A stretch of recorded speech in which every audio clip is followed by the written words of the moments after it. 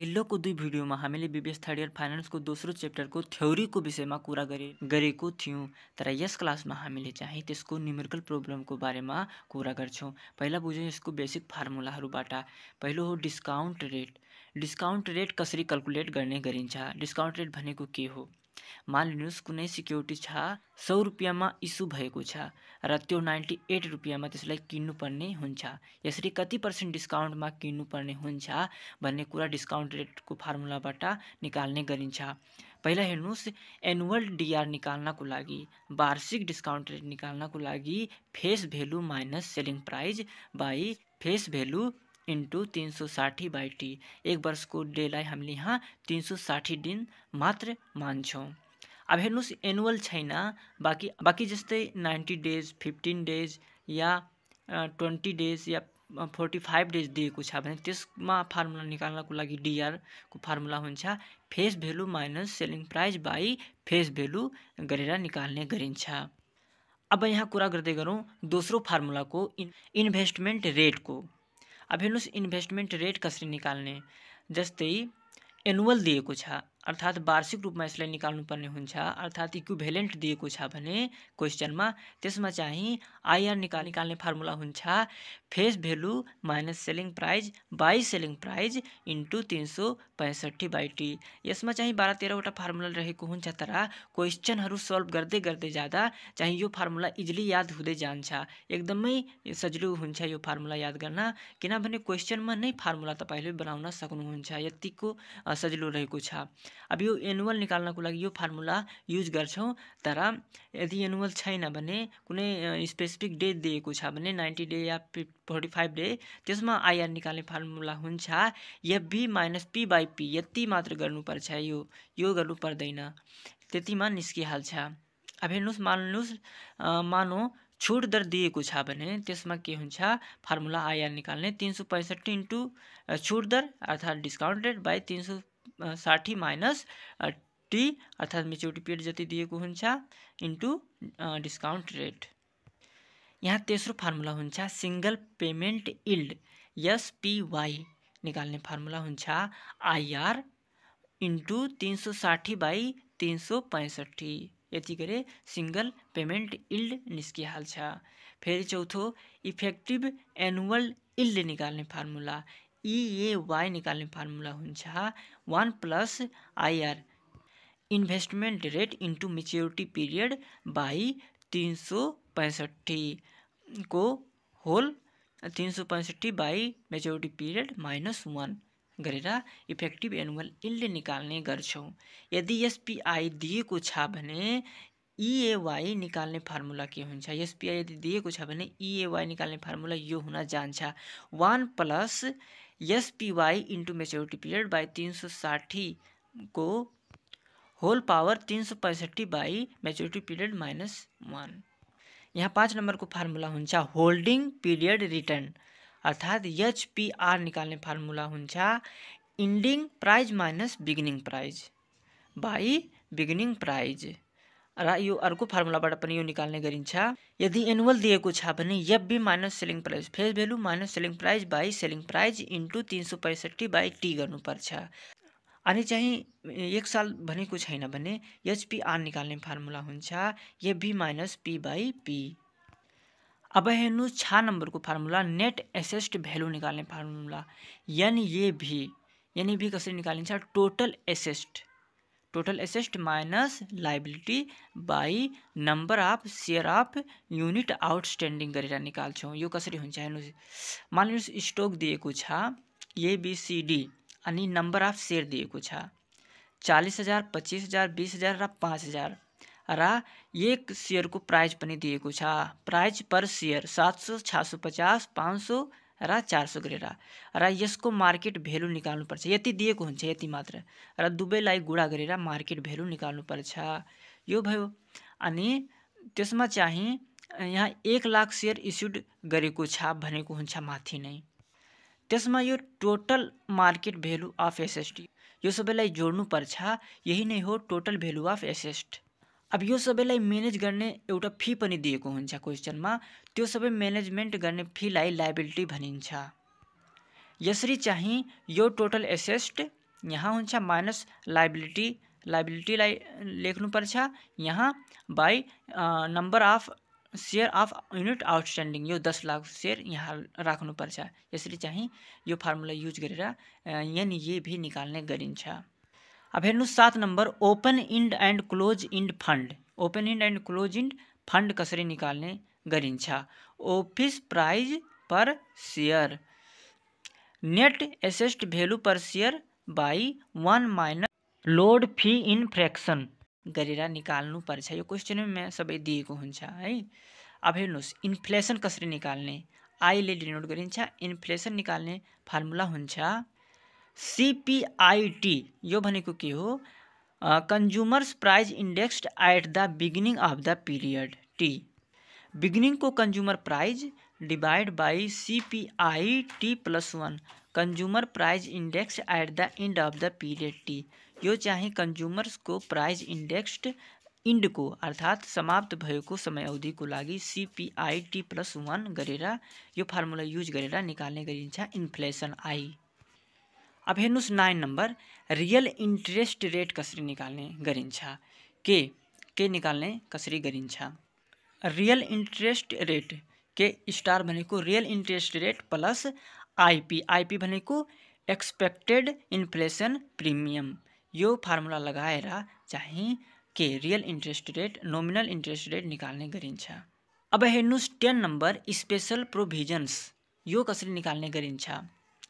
के is equal to अर्थात् the market rate of interest is equal to K star real risk free interest rate plus IP भनेको expected inflation rate plus DRP भनेको default risk premium plus LP भनेको liquidity premium plus MRP भनेको maturity risk premium plus SP भनेको special premium. यो चाहिँ क्वेसनमा सबै दिएको हुन्छ। यो फर्मुला याद गर्दै अर्थात् यो सबै जोड्दै गर्नुपर्छ, अर्थात् सबैलाई जोड दिने भने यो चाहिँ निस्किहाल्छ के। क्वेसनमा यो सबै इन्फर्मेसन दिएकै हुन्छ, तपाईले के गर्नुपर्छ सबैलाई जोड दिनुपर्छ, बस त्यतिको हो यो फर्मुला, यो आफै याद भइहाल्छ। Number 11 pure expectation theory. Pure expectation theory कसरी निकाल्ने गरिन्छ। हेर्नुहोस् TKN ले यसलाई डिनोट गरिन्छ। ठुलो ब्रेकेटमा सानो ब्रेकेट 1 प्लस 0 KN को power n divide by 1 plus 0 KT को पावर t को whole power 1 by n minus t minus 1 गरेर। अब हेर्नुहोस् यो सबै के हो। 0 KN भनेको करेन्ट इल्ड ऑन n इयर और 0 KT भनेको करेन्ट इल्ड 1 ईयर सिक्योरिटीज हो। 1 K2 इजकल टू इल्ड on 1 year security next year हो। 2 K3 इजकल टू इल्ड on 1 year SEC secondary 2 year from now को हो। यो चाहिँ अलि गाह्रो छ, त्यसलाई रट्नुपर्छ, याद गर्नुपर्छ। यो बिना रटिकन आउँदैन र इन्फर्मेसन यो सबै दिएको हुन्छ। यो फर्मुला युज गरेर चाहिँ राखिदिनुपर्छ, बस त्यतिको हो। नम्बर 12 1 K2 इजकल टू निकाल्ने फर्मुला हुन्छ ठुलो ब्रेकेटमा सानो bracket 1 plus 0 K2 by 1 plus 0 K1 को पावर 1 को whole power 1 by 2 minus 1 minus LP 2 by 1 plus 0 K1 गरेर निकाल्नुपर्छ। यसरी ती 13वटा फर्मुलालाई याद गरेर हामीले सबै क्वेसनलाई सल्भ गर्न सक्छौं। केही पनि छैन, एकदमै सजिलो हुन्छ क्वेसनहरु। क्वेसन के हो पहिला हामी बुझौं। न्युमेरिकल प्रोब्लमको 2.1 को प्रोब्लमलाई पहिला सल्भ गरौँ। साधारण क्वेसनलाई गर्दा गर्दै सम्पूर्ण क्वेसनलाई सल्भ गर्ने छौं हामीले। अब हेर्नुस् प्रोब्लम 2.1 को क्वेसनले के भनेको छ। कन्सिडर ये 9 days treasury bill issued today हैन। ट्रेजरी बिल 90 डेज को लागि इस्यु भएको छ आज। Which is selling for RS 98,500 अर्थात् सेलिङ प्राइस हाम्रो रहेको छ, अर्थात् P हाम्रो रहेको छ 98,500 रहेको छ। Its face value is 1 lakh अर्थात् यसको FV फेस भ्यालु हाम्रो 1 लाख रहेको छ। अब पता के लगाउनु छ। What is 90 days discount rate. यहाँ हामी टिपिसकेका छौं। गिभन सेलिङ प्राइस हाम्रो P इक्वल टू 98,500 दिएको छ। यहाँ लेख्यौं हैन र फेस भ्यालु एफभी चाहिँ 1 लाख दिएको छ अनि मेच्योरिटी पिरियड चाहिँ 90 डेज दिएको छ। हेर्नुस् 90 डेज मेच्योरिटी पिरियड दिएको छ। अब what is 90 days discount rate? 90 days discount rate अर्थात् 1 वर्षभन्दा कमको डिस्काउन्ट रेट निकाल्नको लागि हामीले अघि नै फर्मुला पढिसकेका छौँ। अब पहिला लेखौँ calculation of discount rate 90 days, यो लेख्यौँ अनि यसको फर्मुला के हुन्छ? डीआर निकाल्ने एफभी माइनस पी। यो 1 वर्षभन्दा कमको लागि यो फर्मुला एफभी माइनस पी बाई एफभी गरिदिनुपर्छ। तो एफभी फेस भ्यालु 1 लाख दिएको छ हैन, माइनस सेलिङ प्राइस पी भनेको सेलिङ प्राइस 98,500 दिएको छ, त्यो लेख्यौँ बाई एफपी भनेको फेस भ्यालु 1 लाख राख्यौँ। 1 लाखबाट 98,500 घटाउँदा 1500 हुन्छ, बाई 1 लाख गर्दा 0.015 आउँछ हो। यसलाई 100 ले गुणा गर्दा 1.5% आइहाल्छ हाम्रो डिस्काउन्ट रेट हैन। अब दोस्रो के सोधेको छ? What is the annual discount rate of the securities? अब यो 90 डेज थियो, अब यो एनुअल डिस्काउन्ट रेट निकाल्नु पर्छ त्यो सिक्युरिटीजको। अब के गर्नुपर्छ? हेर्नुस् calculation of annual discount rate.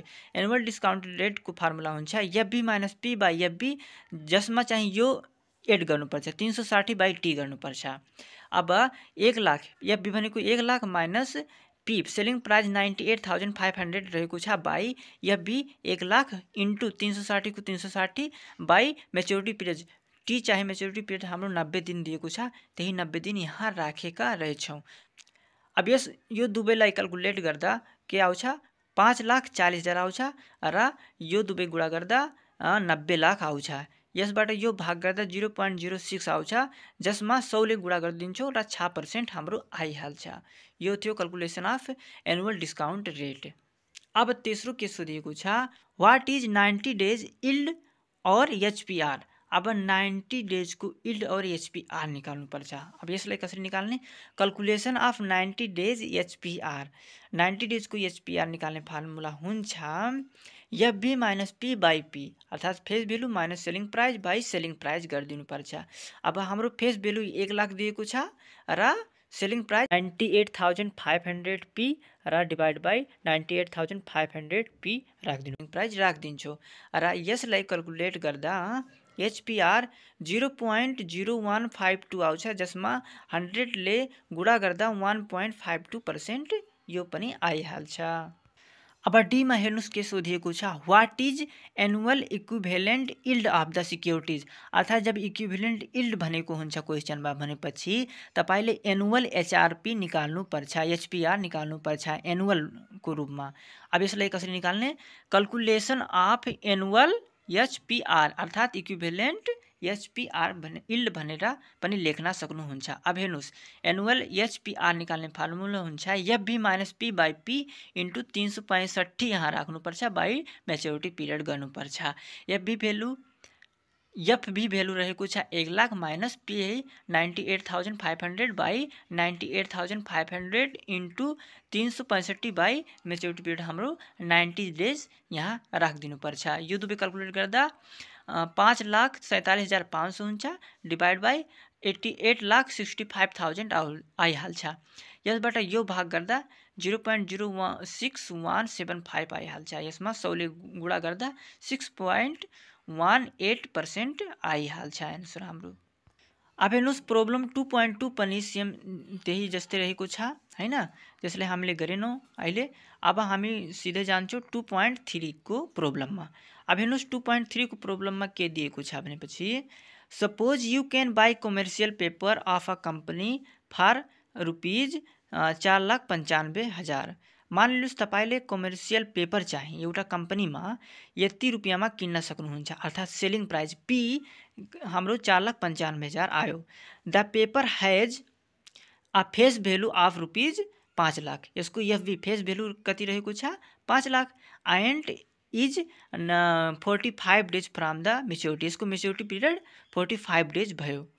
Calculate the discount इल्ड एन्ड बोन्ड इक्विभ्यालेन्ट इल्ड अन द कमर्सियल पेपर। अब के निकाल्नु पर्ने रहेको छ?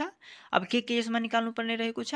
अब हेर्नुस् डिस्काउन्ट इल्ड भनेको छ अर्थात् एनुअल डीआर निकाल्नु पर्छ यसमा र एनुअल एचपीआर निकाल्नु पर्ने हुन्छ, किनभने इक्विभ्यालेन्ट इल्ड दिएको छ र डिस्काउन्ट इल्ड दिएको छ। इल्ड भनेमा तपाईँले चाहिँ एनुअल रूपमा निकाल्नुपर्छ, यो बुझ्नुपर्छ हैन। अब हामी यहाँ गिभेन टिपौँ। सेलिङ प्राइस हाम्रो 4,95,000 रहेको छ र यसको फेस भ्यालु चाहिँ 5 लाख रहेको छ र मेच्योरिटी पिरियड 45 दिन रहेको छ। Calculation of discount yield annual DR पहिला हामीले क्याल्कुलेट गर्छौँ। त्यो एनुअल डिआरको फर्मुला थाहै छ, FB minus P by FB into 360/t गरिदिन्छौँ। अब भ्यालुलाई पुट गर्ने 5 lakh minus 4,95,000 by 5 lakh into 360 maturity period कति छ 45 राखिदिन्छौँ। यो क्याल्कुलेट गर्दा 18 लाख आउँछ र यो क्याल्कुलेट गर्दा 2,25,00,000 आउँछ। यसबाट यो भाग गरिदिन्छौँ भने 0.08 र 100 ले गुणा गरिदिन्छौँ भने 8% आइहाल्छ। अब दोस्रो यहाँ क्याल्कुलेट गर्नुपर्ने रहेको छ इक्विभ्यालेन्ट यील्ड अर्थात् एनुअल एचपीआर। अब हेर्नुहोस्, calculation of equivalent in annual HPR. Annual HPR निकाल्ने formula FB minus P by P. अब हेर्नुहोस् दुवैमा कमन के छ, दुवै फार्मुलामा एकदमै कमन के कुरा रहेको छ, डिस्काउन्ट रेटमा FB minus P by FB यहाँ गर्नुपर्ने हुन्छ, तर एचपीआरमा के गर्नुपर्ने हुन्छ FB minus P by P गर्नुपर्ने हुन्छ। बाँकी दिन चाहिँ त्यसमा 360 हुन्छ र यसमा 365 हुन्छ, बाँकी सेम कुरा त्यही हुन्छ दुवैको फार्मुलामा। अब एनुअल एचपीआरको formula FB minus P by P into 365/t, त्यसको भ्यालुहरूलाई पुट गर्ने। एफबी हाम्रो 5 लाख दिएको छ र सेलिङ प्राइस 4,95,000 दिएको छ, divide by 4,95,000 selling price into 365 by maturity period 45 रहेको छ। यो दुवैलाई क्याल्कुलेट गर्दा 18,25,000 आउँछ र यो दुवैलाई क्याल्कुलेट गर्दा 2,22,75,000 आउँछ। यसमा यो भाग गर्यो भने 0.0819 आइहाल्छ, जसमा 100 ले गुणा गर्दा 8.19% आइहाल्छ। हेर्नुहोस् यो हामीले यस क्लासमा हामीले 2वटा क्वेसन मात्र सल्भ गरेका छौँ। नेक्स्ट क्लासमा चाहिँ सबै प्रब्लमलाई सल्भ गर्नेछौँ। आजको भिडियोमा यति मात्र।